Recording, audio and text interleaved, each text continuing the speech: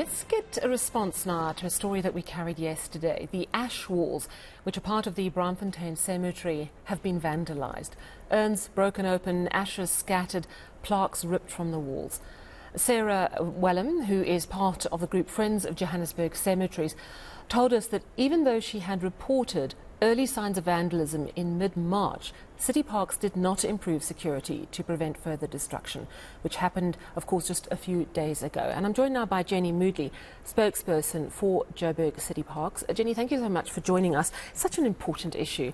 Why was nothing done after that letter was sent in mid-March to say, look, clear signs of vandalism? Well, we do have a dedicated security team at the entrance. So we alerted the security team to be on high alert. Having said that, we also looked at who else needed to be involved in terms of security, monitoring, patrols and so on. There are limited resources when it comes to deploying security within our parks. We have over 2,173 facilities with just about 34 rangers, none of whom have the authority to enforce bylaws. Let me just get the maths right. Sorry, yes, to jump in. 2,173 rangers. That is, of course... No, 2,173 facilities. With and 34 rangers. So you don't even have one security guard for each cemetery or park, is that right? Absolutely. But we do have a private security contingent deployed to protect the assets within a facility, officers and so on, and they generally are based at the entrance or access points to these facilities. We were alerted to these issues. We then asked for an incident report. Similarly, we spoke to the Metro Police. We asked for an increase in the number of patrols. We asked the park rangers to be extra alert, and we do know that we've got SAPs doing sporadic patrols within the facility. However, this is not unique to just a cemetery. Why did all that fail? That's what I want to know. These issues are part of a larger macro issue faced in our country, faced in terms of open space. You clearly alerted a lot of people to be on the lookout for further vandalism at a specific spot in the Braamfontein cemetery. You were on high alert from March the 13th when that mail was sent. You said you spoke to a lot of people, from private security to the police to your rangers, and yet further desecration of these urns. Why? What failed? What went wrong? It's largely a sprawling 20-hectare space. So having said that, a lot of this criminal activity, as mindless as it sounds, could be perpetrated by an individual, possibly deranged. We have had reports of that, but it's opportunistic in its nature. So having to security patrol a large facility like this, very often some of those crimes happen in the cover of the night. We've since then have sent a team to decrease the tree cover in the hope that that in itself will lend to better visibility. So we are doing a few other things, but having said that, this incident is a reoccurrence. We had similar incidents in 2013. We've had other incidents in cemeteries, and like I said, it's opportunistic in its nature. So what I'm hearing is that you actually can't really stop it. We can, because it's continuing. Yes, if we need to come together with the relevant authorities. We know that there are displaced persons living in cemeteries. We know we've got homelessness, drug dependencies, mental wellness issues of people loitering in cemeteries. So we having to, and this is a dormant cemetery. Braamfontein is a heritage cemetery. It's not utilised except the crematorium. I mean, it's heritage, as you say. It's heritage. And it's individual memories, but it's heritage. It's part of what Joburg's about. And I mean, we've got Enoch Santonga's memorial there. What if someone decided to take a hammer to that? Would you be able to stop it? Oh, you know, probably not. The reality is theft and so on is widespread, and how do we contain that? We've got legislation in place. We need more manpower.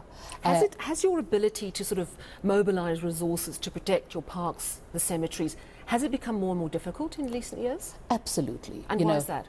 It's the high level of disrespect, the level of ownership for public spaces, and so on. And it's a mindset of residents who believe that government infrastructure, you can do as you please. But in terms of your resources, have those depleted as well? Very much so. No longer our core competency is horticultural services or preparation of your grave. But having said that, we're having to deal with social issues, we're having to deal with crime, we've had babies born in cemeteries. So it's a largely macro issue, and we need to ask ourselves, where does Joburg City Parks' competency start and stop? Have we become the new enforcement agency within our city? But your mandate and part of your budget is to look after our cemeteries, to look after our parks. Absolutely. And yes, I appreciate that it's a multi-pronged effect and you have to call on different arms of the city to assist you. But surely you could be doing a better job. Undoubtedly, resources are required and there are competing needs in the city. Do you deploy for 2,173 facilities? And if you just look at Avalon Cemetery, that's 184 hectares. That's 184 rugby fields. How many security personnel do you deploy versus having personnel to do our main competency, which is of course horticultural services? So we need to ask ourselves, how do we utilize these resources to get the maximum benefit?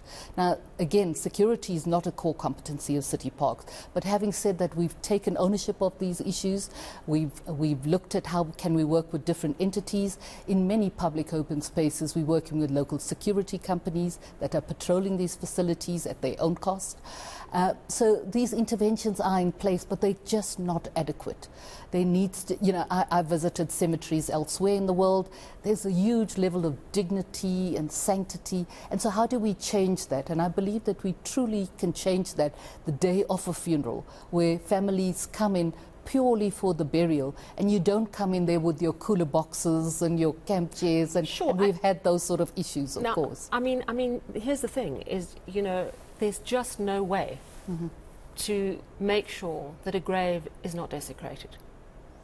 We cannot guarantee that, and the bylaws are very clear in terms of the onus of any grave, any embellishment on a grave remains with the family. And again, we're asking families who have loved ones and their urns to come out to us. Those families paid for those spots, though, didn't they? They absolutely did. But having said that, some of them are there for, over half a century. So at what point some of this, does it become the city's responsibility? And our bylaws are very clear. The responsibility for those memorial plaques remains with the family. We're saying some of which could be inclement weather. 50 years down the line, we've had storms and so on. We've seen tombstones collapse, and so on. So there is a lack of a concerted effort by communities, by families, to check on their loved ones in the cemeteries. Look, I understand you're saying that part of the onus is on the family, but the reality is the family can't stake out the cemetery at night to make sure vandals don't come in. It is partly your responsibility to coordinate efforts to make sure those cemeteries are safe. And from what you're saying to me is you're failing miserably. Well, failing, absolutely, but are we striving to do things differently? Absolutely. There are various interventions. What can we do differently? We've looked at international benchmarking issues, how are they dealing with, and it's a huge dependency on families to build that ownership, to reset our mindsets when it comes to public open spaces, when it comes to government infrastructure as a whole.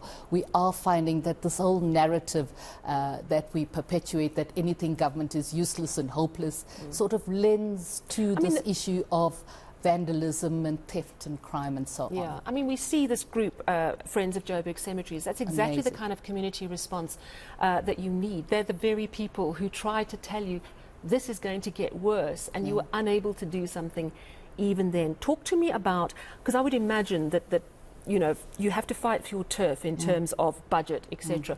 What are you as City Parks going to do to raise this issue? Some people would say, it's a grave, it's someone dead and gone. But it really speaks to dignity and respect and our heritage. How do you push that agenda forward, given the constraints financially that we have in the city? Well, again, we're working closely with the religious sector. We're working closely with the Jewish Hindu and the Chinese community who've decided that they're going to fence in their respective areas. You don't want to create this exclusivity, but at the same time, that's one way of making sure there's a level of management within our cemeteries. Friends of Cemeteries have been restoring some of the grave sites, documenting the heritage, and amazing work by the team on that end. We're working with various, as I said, security stakeholders, including your JMPD, your SAPs, and so on. But public open spaces, by its nature, cannot be fenced in. And we have to work to how do we change mindsets. In the coming weeks, we've also got meetings together with the Office of the Ombudsman to see how we can come together and look at fencing. Now, fencing has got huge costs. We've seen over the years that metal fencing gets recycled. We've had palisade fencing that's been damaged, thoroughfare, theft around the bolts and the nuts. We even looked at the Clearview model, and we found that Clearview fencing was also being stolen panel by panel. So what do you do differently? And this is the nature of our business. We need to understand that this is our core focus, but having said that, we've now having to deal with other social issues relevant to cemeteries and open spaces. Again, we're calling on families, please come through. We've taken some of the plaques that have fallen, that are lying on the ground. We've got them in safekeeping. We want to ask you to come through. Let's see what we can do differently. We appeal to you that change, educate the youth. We're on high alert when it comes to Halloween, for example, because we know there's a number of people that come in and just mindlessly desecrate some of these graves and these headstones and so on. So we know some of the patterns over the years, but again, it's just not adequate. We've got these sprawling spaces.